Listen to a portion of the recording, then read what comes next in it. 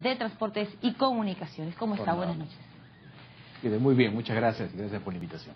¿Qué opina sobre esta declaración de Luis Castañeda Locio de que está evaluando la viabilidad de los corredores viales establecidos en la gestión anterior? Bueno, yo creo que es absolutamente normal que una gestión nueva evalúe el cumplimiento de los contratos a los cuales se ha comprometido la municipalidad y aquello que tiene que cumplir el operador que ha ganado un proceso de licitación. Hasta ahí no hay ningún tipo de problema. Claro, evaluar tiene varios significados en este sentido, ¿no? Evaluar para que continúe, evaluar para que mejore o evaluar para cambiarlo.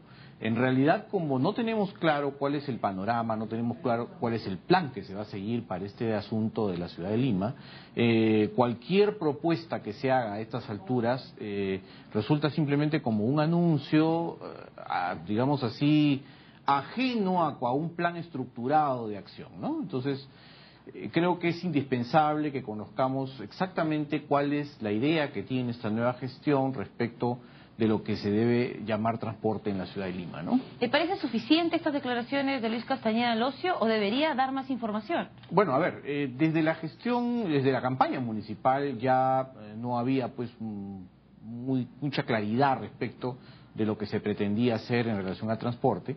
Y lo que estamos viendo ahora son anuncios interesantes, por cierto, de hacer infraestructura, de mejorar algunas cosas, pero que están pues sueltos, ¿no? Entonces, lo que quisiéramos saber es de aquí a un tiempo determinado, cómo es que la película se completa y cómo sabemos exactamente cómo esos anuncios empatan dentro de una lógica de un plan estructurado para lo que la ciudad necesita, ¿no?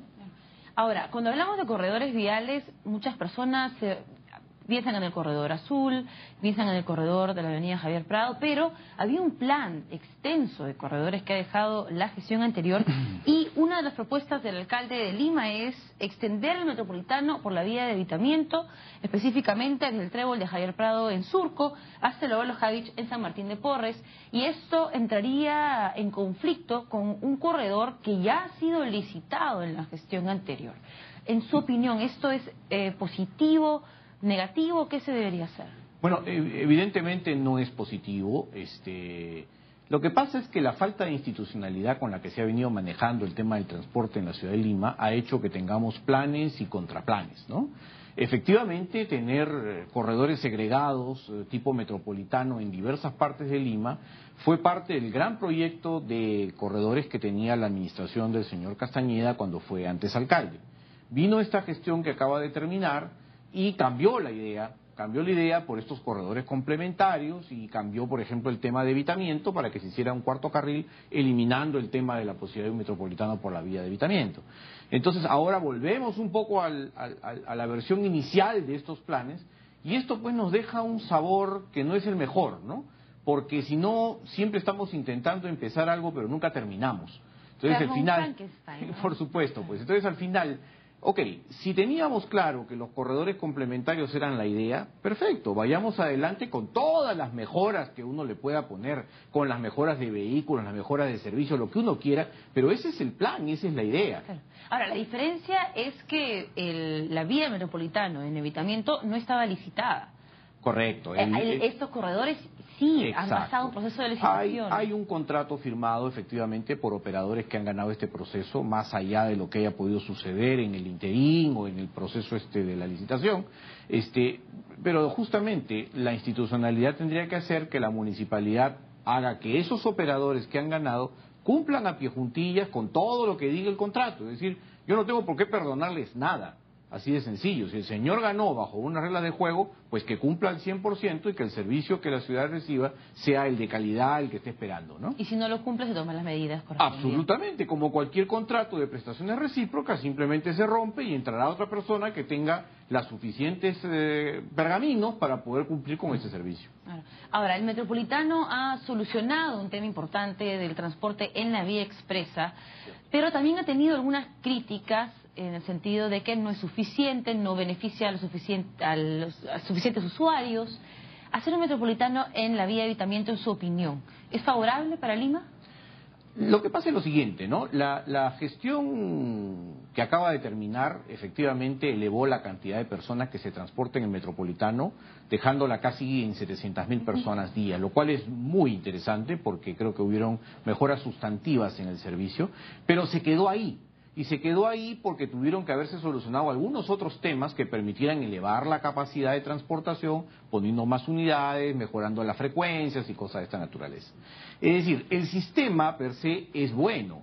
Lo que sucede es que hay que tener pues una gestión importante que permita hacer que cumpla los requerimientos de la ciudad. Si yo tengo un sistema de corredor segregado como el metropolitano, en esta vía, en Javier Prado o donde quiera que sea, va a funcionar bien en la medida en que se gestione bien. Entonces eso lo que nos lleva es a la necesidad concreta de que una administración municipal como la actual tenga una gerencia en materia de transporte sumamente sólida que le permita no solamente resolver el tema de los corredores viales, no solamente resolver el tema del metropolitano, sino además tener la suficiente buena relación con el Estado, que es el que está llevando adelante el proyecto del Metro de Lima, y con nuestro vecino del Callao, que además tiene un impacto directo porque autoriza rutas que circulan por la ciudad de Lima. Ahora, cuando habla de sistemas segregados, se refiere a que el corredor que propone el metropolitano en la vía de evitamiento no necesariamente está conectado con otro sistema de transporte. No, se llama corredor segregado porque es un corredor exclusivo. Es decir, es como el metropolitano. El metropolitano, cuando discurre por el carril central de la vía expresa, solamente tiene exclusividad en ese lugar, y para eso, fuera de la vía expresa, se le ha construido una vía que nadie más puede usar. Se llama segregado, justamente segregado del resto del tránsito. Entonces, imagínese usted, digamos así, lo que significa segregar un carril en la vía de evitamiento en este momento en que tenemos un problema de tránsito intenso. Significaría acortar la vía, quitar la berma central, hacer obra de infraestructura que no es rápida tampoco, además hacer un proceso de licitación porque seguramente lo que se espera son buses articulados, igual que lo que corre en el metropolitano. Es decir, creo que es importante hacer un anuncio de este tipo, pero también es muy importante decirle a las personas e informarle que esto no se hace de la noche a la mañana. Es decir, un proceso o un ciclo de maduración de un proyecto de este tipo toma su tiempo. Y eso no necesariamente está de acuerdo con la expectativa de las personas, que si eligieron a un proyecto para la ciudad de Lima es porque pensaron que las obras iban a venir mágicamente, y eso no necesariamente es así, porque todo tiene pues un devenir y hay un presupuesto que cumplir y por supuesto una lógica pública que respetar para que todo se haga bien, ¿no? Ahora, faltan vías en Lima. ¿Cuánto es, en su opinión, como ex asesor del Ministerio de Transporte, cuántas vías nos faltan y dónde podríamos ganarle el espacio a la ciudad? Es que el problema es más complejo que eso. Efectivamente, Lima, como todo el Perú, tiene un déficit de infraestructura. Tenemos vías que no son las apropiadas, pero tenemos un problema más complicado, y es que todos los años ingresan al país más de 200.000 vehículos nuevos, de los cuales el 70% aproximadamente se queda en la ciudad de Lima. Es decir, por más vías que hagamos, siempre vamos a tener esa sensación de saturación. ¿Por qué? Porque la inexistencia de un sistema de transporte público eficiente hace que las personas querramos usar nuestro auto particular. La existencia de un sistema bueno acompañado de una internalización de los costos, es decir, que yo sepa que si voy a usar mi auto me va a costar muchísimo en peaje, muchísimo en estacionamiento, entonces prefiero utilizar el metro, el metropolitano, cualquiera, pero cuando los tenga, pues, ¿no es cierto? Entonces, acá la política tiene que ser clara, apostarle al fiel a todo el tema del transporte público y hacer gestión del tránsito, construyendo vías sí, pero además racionalizando aquello que está rodando sobre las vías. Olas verdes, semáforos inteligentes, fiscalización eficiente, porque es un tema importante, para que además todos sepamos que tenemos que comportarnos como verdaderos ciudadanos y no como lo que está sucediendo hoy en las calles, ¿no? Bueno, dentro de ese plan, el alcalde ha anunciado que va a implementar más semáforos inteligentes, ha anunciado que va a haber un tercer carril en la avenida Benavides, de Miraflores a Surco. ¿Estos anuncios ¿A usted qué le parece? Dice usted, a ver, el tema de semáforos inteligentes siempre es importante. El punto es que no solamente el semáforo tiene que ser inteligente, sino que tenemos que tener una central por la cual podamos controlar toda la ciudad ordenadamente y no tengamos a nuestros efectivos de la Policía Nacional del Perú cambiando el ciclo del semáforo manualmente con el semáforo prendido y dándonos estos mensajes equivocados en los que pasamos en rojo y nos detenemos en verde, que muchas veces ocurre en los corredores principales de la ciudad. Por otro lado, la construcción de infraestructura física, como este caso que usted menciona de la avenida Benavides, se nota positiva, pero siempre que tengamos la idea de para qué se está haciendo. La avenida Benavides conecta Miraflores con Surco, pero tiene algunos cuellos de botella. Efectivamente, si yo amplío 3 carriles en un lado, voy a aumentar el flujo de vehículos. ¿Para llegar a dónde?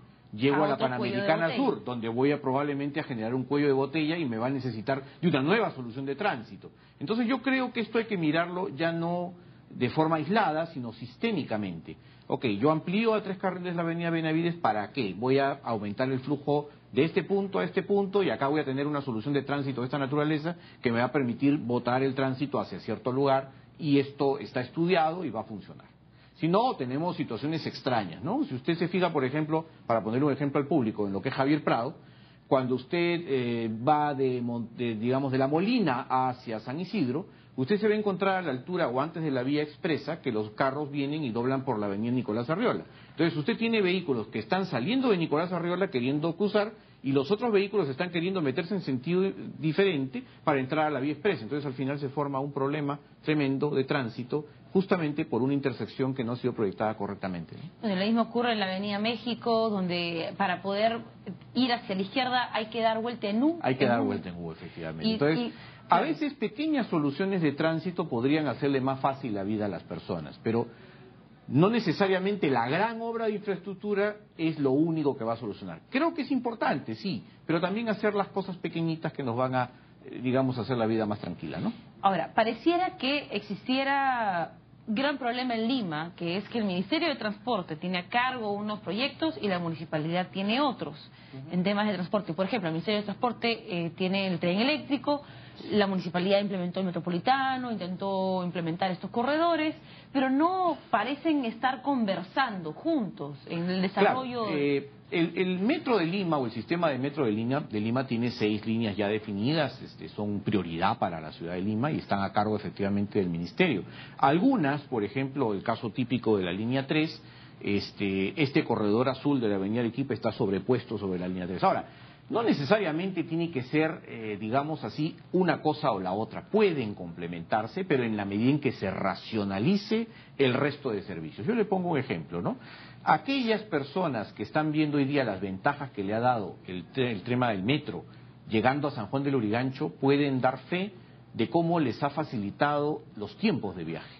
Hoy día están demorándose 20 minutos, 25 minutos en llegar en un viaje que antes les demoraba 2 horas y media. Entonces ha facilitado las cosas. Y esto se ha hecho todavía sin afectar, digamos, mayormente a las empresas de transporte que cumplían ese mismo servicio. Que probablemente en el camino van a tener que tomar decisiones porque, claro, si yo tengo un sistema de transporte masivo muy eficiente, las personas van a preferirlo frente a otro que no es eficiente, porque el mercado funciona así. Entonces, yo creo que sí.